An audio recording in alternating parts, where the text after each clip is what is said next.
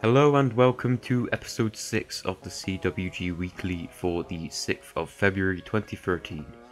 I missed an episode last week due to an overall lack of news, and that was announced on our Twitter page at CWGrenades.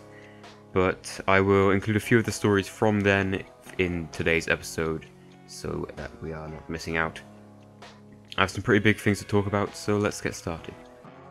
And we're going to start with some very sad but inevitable news that would have made it into last week's episode.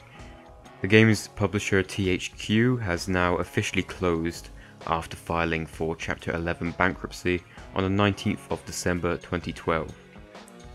I'd like to wish anyone who worked with the company luck in finding a new job as soon as possible. The fate of some THQ franchises is up in the air, but an auction was held for some of the main franchises, and the results are as follows.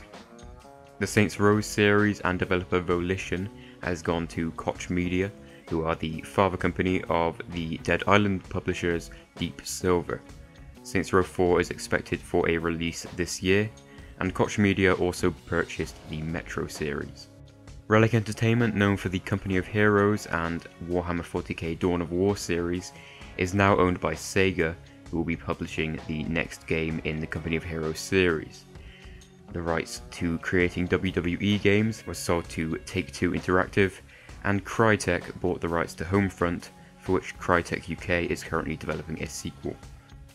The last major transaction was made by Ubisoft, who bought the rights to the upcoming South Park RPG developed by Obsidian Entertainment, South Park: The Stick of Truth. Once again, good luck to all of the people affected by this closure. But now let's move on to some more news. There's been a bunch of new information released for the upcoming standalone version of the massively popular Arma 2 mod, DayZ.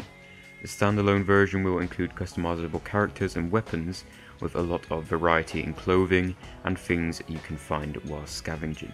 New environments like a swamp and a new island have also been added to the game, which doesn't yet have a release date and is still in early development.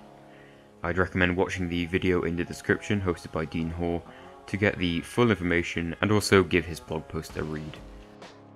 Next up, let the speculation run wild as Sony have posted an unexplained teaser on just about every website they could have. At around midnight on January the 31st, Sony Computer Entertainment Europe published a blog post including nothing but a video with the title "See the Future."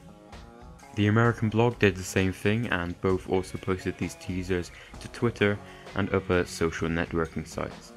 Sony-owned developers also tweeted the message, and the title of the European blog has since changed to Prepare for 2002-2013, and Sony have scheduled a PlayStation meeting for February the 20th. So, as mass speculation suggests, we may get our first glimpse of the PlayStation 4 in 2 weeks' time.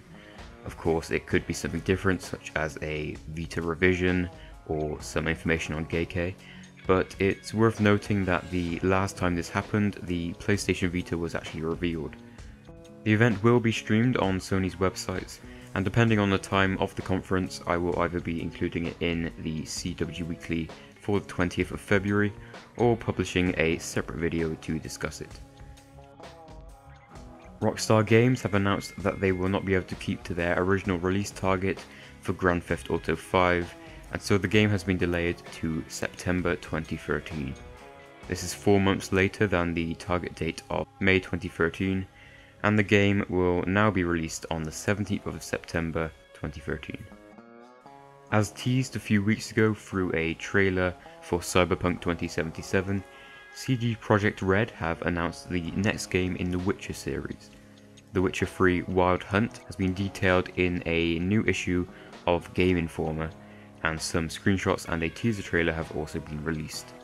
The game will be released on next generation consoles and PC using the new Red Engine 3, and will bring the familiar maturity and lore of the Witcher games to an epic open world setting which is 20% bigger than Skyrim and 40 times bigger than the map in The Witcher 2. With over 100 hours of hand-scripted quests and innovative combat, The Witcher 3 will aim to combine familiar RPG elements with interesting additions and settings. The Witcher 3 is set for release in 2014, and you can read more details from the Game Informer reveal via the link in the description. A few weeks ago it was revealed that all 3 pieces of Skyrim downloadable content will be coming to the PlayStation 3, and now the content has been officially dated. The newest DLC, Dragonborn, will be released on the 12th of February, Hearthfire will be released on the 19th, and Dawnguard is coming on February the 26th. These are the North American dates, and Dragonborn, Hearthfire and Dawnguard will be released on the European store on the 13th, 20th and 27th of February respectively. Finally, for this week, the popular Korean MMO Tera has gone free to play in its latest update.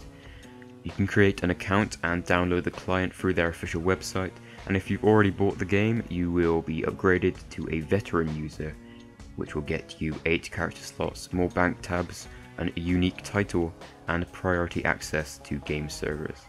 Players can also now sign up to the Tera Club, which earns them extra bonuses like double bonus rewards, a special mount, and certain in-game discounts. Existing subscriptions will be converted to this as long as they remain. So thank you for watching the CWG Weekly episode 6. That is it for this week. It has been a slightly slow week with some pretty big announcements, but hopefully there will be more next week, and then I will report them in the next week's episode. So thanks for watching, please like, favourite and subscribe for more like this, and I'll see you next time.